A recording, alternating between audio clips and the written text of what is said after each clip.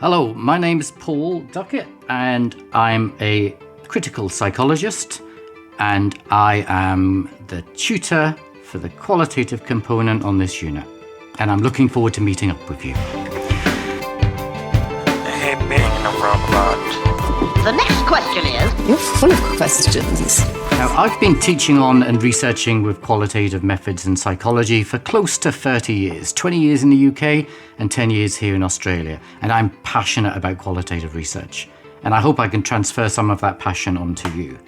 I first began using qualitative methods when I was in psychology as an honours student and I was working with disabled people.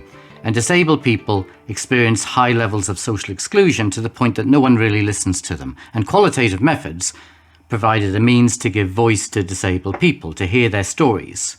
It's taken time for psychology to wake up to the value of qualitative methods, but it's now starting to be seen as an important part of the training of psychologists. And that's why it's part of this Psychology Level 3 core unit. So what are you going to get from me on this unit? Well, you're going to get two things, really. You're going to develop your qualitative interviewing skills and you're going to develop your qualitative analysis skills. For the interviewing skills, I'm going to ask you to interview a classmate over Zoom. So it's an online individual interview, which you'll record and then send me an edit of that recording, which I then assess. For the analysis, you'll be using thematic analysis, non-interview transcript that I'll provide you with, and I will assess your write-up of that analysis. Now, brace yourself. Brace yourself, because you're going to be interviewing in a way that you might not expect. It might be a little bit unsettling to begin with, but if you go with it, I think you'll enjoy it. But I also believe that you will become a very effective interviewer if you do this way of interviewing, and you'll get skills that will translate across to many other areas of psychology, such as clinical psychology, counseling psychology, but also to areas beyond psychology, more general skills you'll need in your professional career, like interviewing people for a job and more generally developing people skills that will make you a more effective manager or leader in your workplace.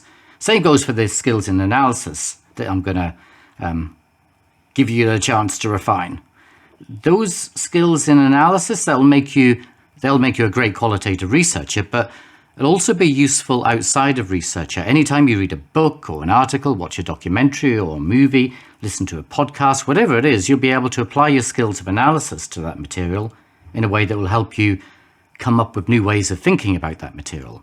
In a word, you're going to be a great dinner guest, the best dinner guest anyone could wish for.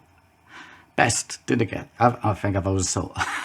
I've oversold this. You are a horrible dinner guest. But I reckon this form of analysis will give you interesting things to say about stuff. There you go.